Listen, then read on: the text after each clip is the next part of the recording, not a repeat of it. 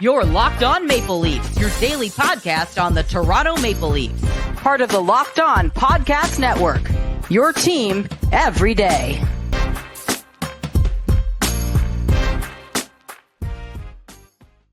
Welcome back into the Locked On Leafs podcast. Mike DiStefano, Dave Morassutti with you. It's our special over-unders and NHL season prediction show. We do it each and every year, and it's one of my favorite shows on the calendar. And really this, and then when we look back on it at the end of the season to see how wrong we were, is funny to listen back to some of the rationale as we talk ourselves into some of these over-unders, and then seeing how it actually played out is quite comical. Months down the line, we'll have a review show, on these over-unders and season predictions. But let's get it started. We've got a few team total over-unders, and then we get to the player projections for the over-unders as well. Lots of these are available on FanDuel as well. I'll let you know which ones are bettable on FanDuel. So let's start with points, man. FanDuel has the number set at 100.5 points. 100.5. You taking the over-under on that, Dave, for the Maple Leafs? Yeah, I'm taking the over. I still think that this is a team that, with this division, I still think they're able to be competitive. They've shown it. Even with, people wondering if the goaltending could hold up, I think they've done exactly that. The blue line remains intact. I thought that was an underrated part to the success they had last year. And I like their depth. The fact that they are, prioritizing depth this year, I think is a big step in the right direction for this team to have that sustained success. Yeah, I think they hit the over as well, but I don't think that they match last year's total of 108 points. I think that they come in a little bit below that, probably just get over like 101, 102, 103.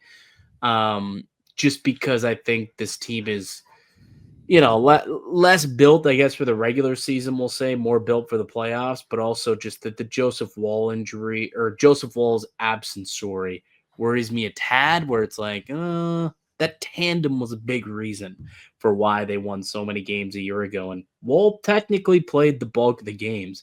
If he's not around for a little bit, and who knows how long he's going to be away for, that gives me slight worry. But I still think it's a team that will get to 100 points. I mean, they've gotten 100 or more points, or at least been on pace for 100 or more points each season dating back to Matthews' second year in the NHL. The only years where they didn't hit 100 was the COVID-shortened seasons, whether it was in 1920 before, right when COVID shut down the year, and then the 56-game season. They had 77 points and were well on their way to crushing 100 points. And, that was the year they also won the Canadian division. So, yeah, I still think that they'll definitely get over 100 points here, 102, 103, just over, but definitely taking the over on that one. All right, total number of fights, Dave. Last year, they had 19 fights. Let's set the over-under at 19.5. More or less fights than last season, Dave? I'm going to go less. I don't like they've got guys that can throw it. Like, I know Dakota Joshua can throw it. I just don't know if it's like Lund's not there to start the year too. Like, he's another guy I thought would have thrown a few. I just don't know if that's going to be as big a part of their game. Yeah, I'm crushing the over. Like, I'm crushing the over here. Like, it's just that is what they want their game to kind of be, though, isn't it? Like, Craig Berube, be tough as nails, be physical. I think if you want to show that you have that edge, like, that's kind of how you got to do it. Like, whether it's Max Domi or Dakota Joshua, or it's Steve Lorentz, maybe Sammy Blais, drop the mitts and gets in on the action. On the blue line, Brandon Carlo's a tough animal.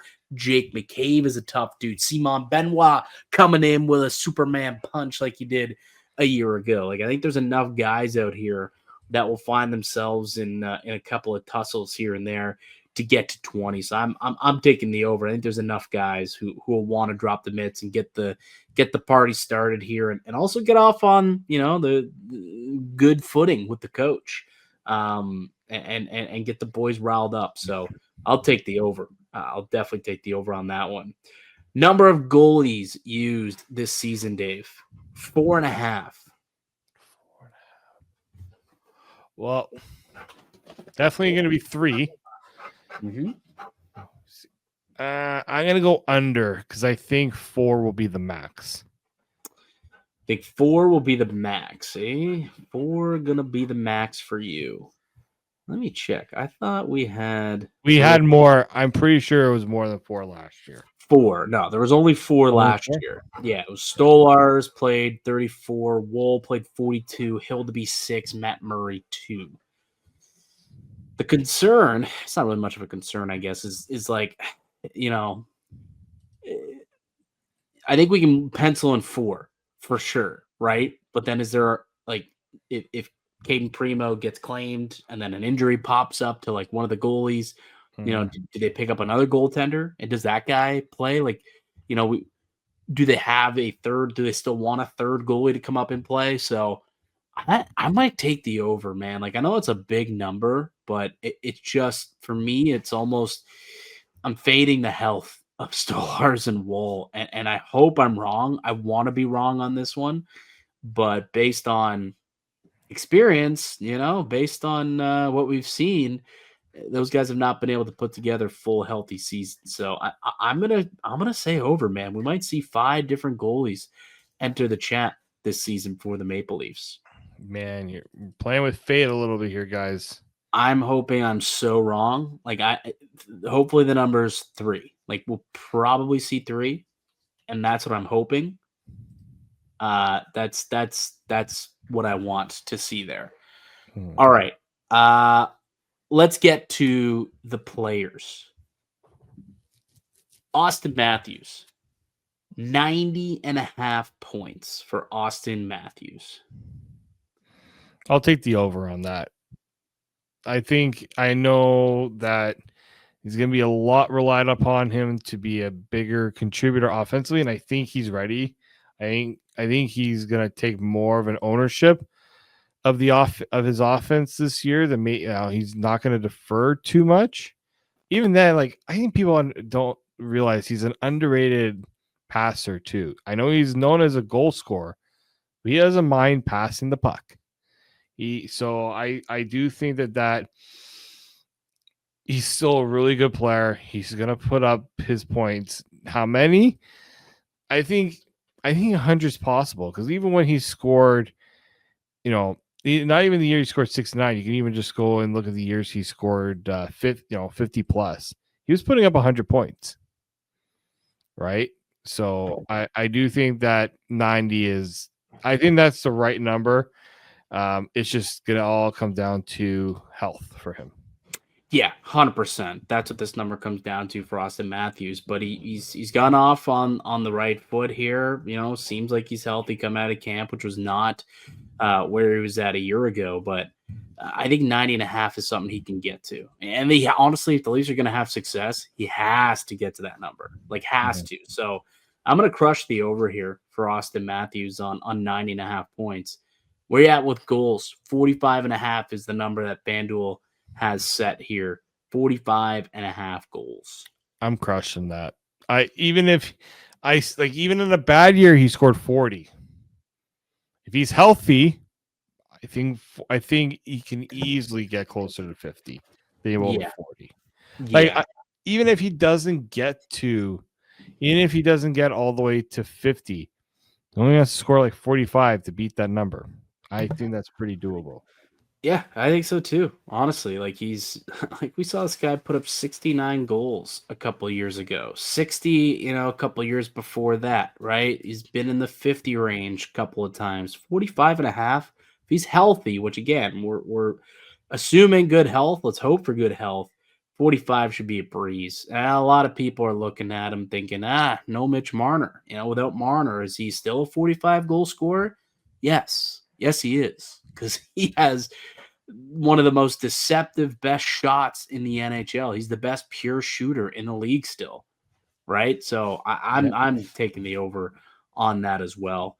All right, let's get to William Nylander, 39.5 goals. Can he join the 40-goal club for a fourth straight season, Dave? Or do you see a bit of a decline coming for Bill Nye? I think 40 is still good for him. Power play is going to be huge. If the puck's on his stick more on the power play, Matthews can't be the only guy that they look to score on the power play. Yeah. I think that's where William Nylander can really take advantage of those opportunities when other teams are going to be focused on Auston Matthews. Willie can say, "All right, let me cook a little bit here."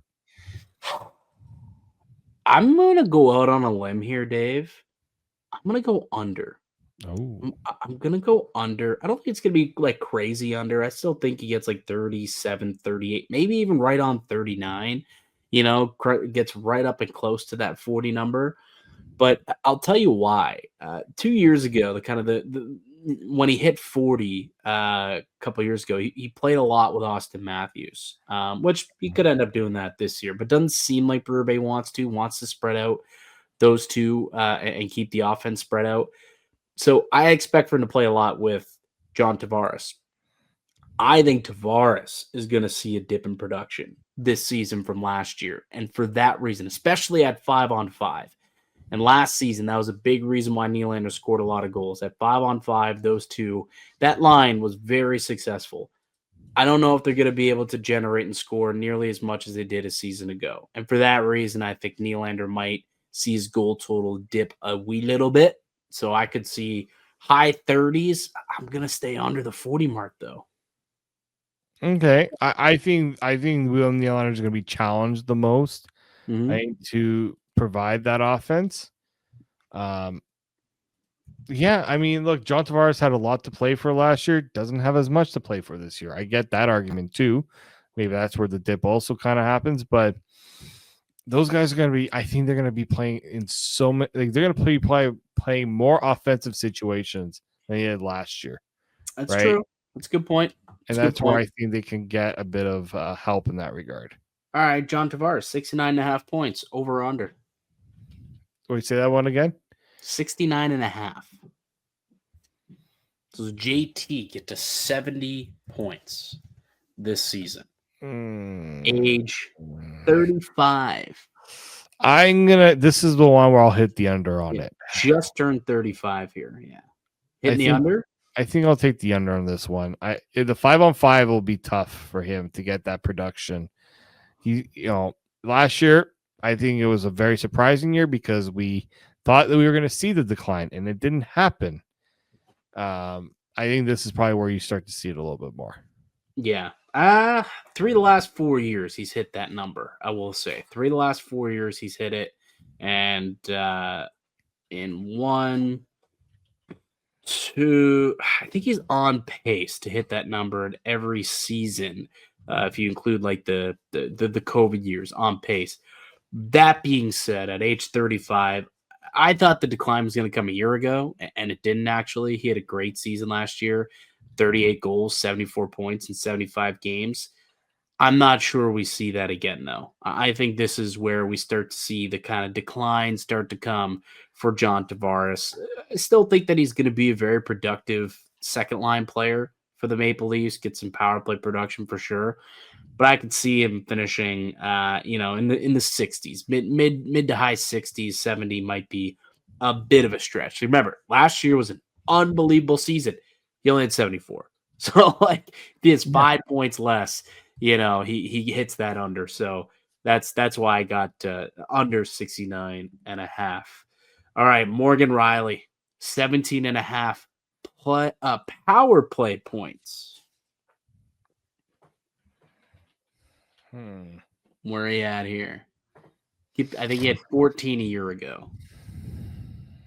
He had 14 power play points a season ago. Let me just double check that math. Yes, 14 a year ago. I'll go with the over on it. I'm hoping the power play is going to be better this year.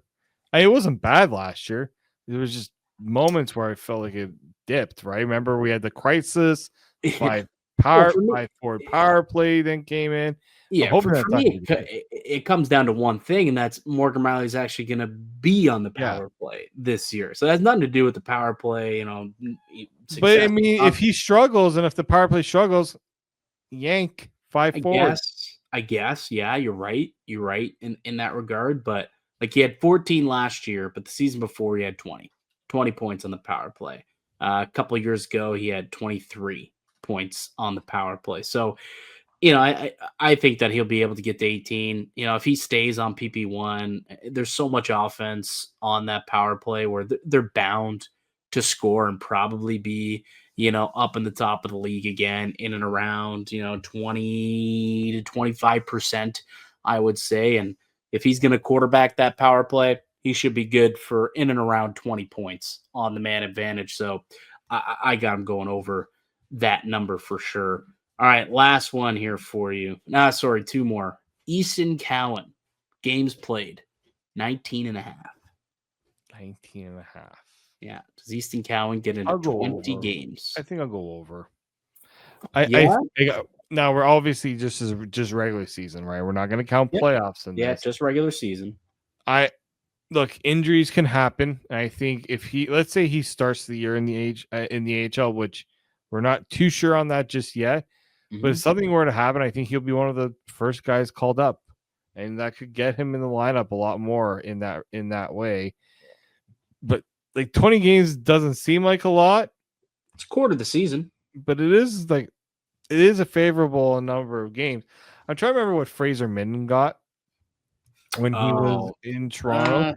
I think maybe like 13 games, like if that 8. Was it 8 right? Games he played. Fraser. I just typed in Fraser games instead of Fraser Minton. So Fraser Minton last year played 15 games. So he played 15 games for the Maple Leafs last season. So like to me, I think because Easton Cowan showed that he's more ready to play in the NHL than we've seen, even Fraser Minton at that time. And Fraser Minton was a little more like they needed a center. Yeah, there's more depth here, though, where it's like, Minton was the next man up. I'm not sure Cowan is necessarily next guy up. Like, it depends on the role. Like, it would have to be an injury to one of your top 6 guys, I think, to get Cowan in the lineup. Or maybe, I guess, when Lawton returns, you go back to that 4th line as you originally thought. I guess it's a possibility. I'm going to go under, though. Like, I going to the year, I was not convinced that Easton Cowan was going to make the team. It's been a pleasant surprise. I give him that. It's been a pleasant surprise to this point, but I'm not so sure. Easton Cowan plays more than 20 games this season. I think he'll get into a groove in the American League.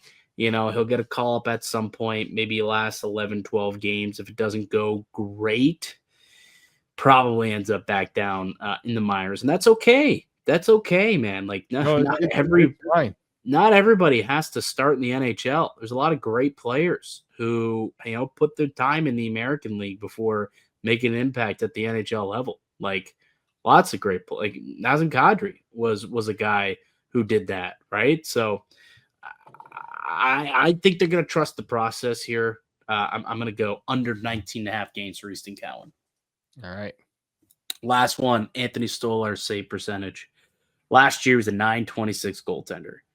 Let's set at 919.5. So could he be a 920 goaltender this season? Can he replicate it with another stellar performance, which would be like 15 points above league average, I might add. League average is like 905 in today's era. So 919.5 over under.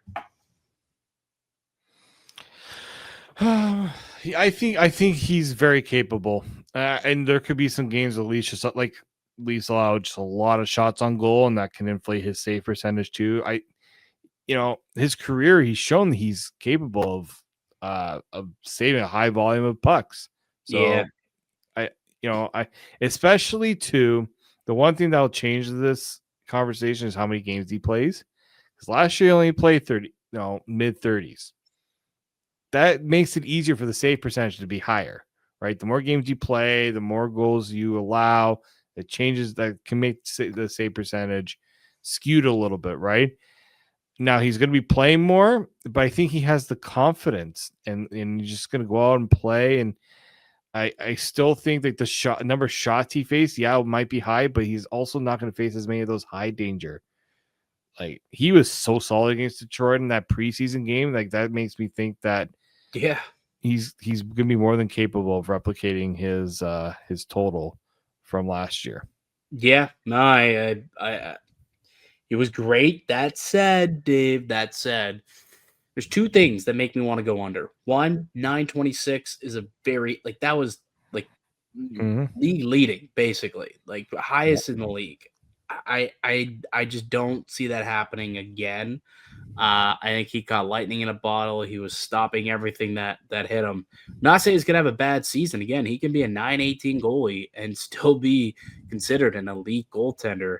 But for me, it's more so he's gonna have a much larger workload this season. And with the larger workload, could he not break down, but go through a lull or two throughout the season where, just he gets tired. He gets overworked, right? We see that with goalies who go from being backups or tandems to getting a number one job or getting a bulk of the starts as a 1A. Just happens. And potentially it could be the case at some point this season, which would maybe cause his save percentage to dip a little below the 920 range and 917, 918. So I'm gonna go under, but again, doesn't mean that he's not gonna have a great season and win a lot of games with the Maple Leafs. A 918 save percentage is a quality year in the NHL and in today's era. So and he's not being paid to get elite numbers either. He's paid to get good, solid numbers, but he did provide elite numbers. He's paid almost like a league average goaltender. Realistically, when you look at the numbers, I mean, even less. Like Kevin Lankinen, he got what, 4.5 this summer? Like what Spencer Knight got, like 5.75. Like, he's better than both of those guys, right? Like he's getting paid significantly less than both. So I still can't believe that they got him signed to that such a great contract. Gotta love Anthony Stolarz. I hope I'm wrong. Again, hopefully he does put up a 931 save percentage and he's in the mix for goalie of the year, the Vezina, this season. Maybe that's possible. All right, before we get out of here, Dave, give me one player or one trophy they think the Maple Leafs have the best odds to win. Whether it's a team trophy, a player trophy, an individual trophy, what's the one that you think they have the best chance to win? What's worthy of I think Matthews winning the Rocket. I think that's the one. Yeah. I think he's second highest odds behind Draisaitl.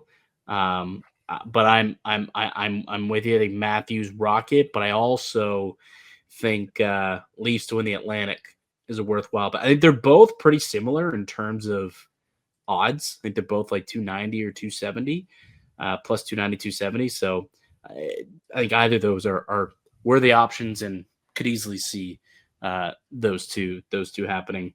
All right, that does it for the team over-unders for the Maple Leafs for the 2025-26 season.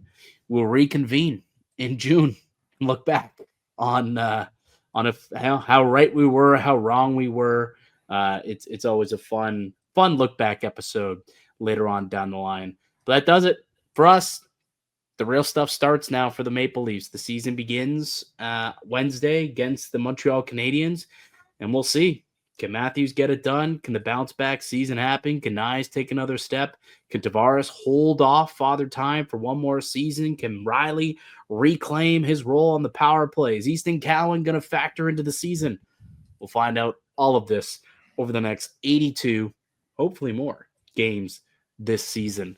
That'll do it for us here today on the podcast. I'd like to thank you all for listening and supporting the show. You can subscribe to the Locked On Leafs podcast on all platforms and receive daily Leafs content. Follow myself on Twitter at Mickey_Canuck. Follow Dave at _Morassutti, and follow the show as well at Locked On Leafs. We'll be back with another episode for you guys tomorrow. We will be teeing up Game 1 of the season, Leafs Habs. Until then, keep it locked right here on Locked On Leafs.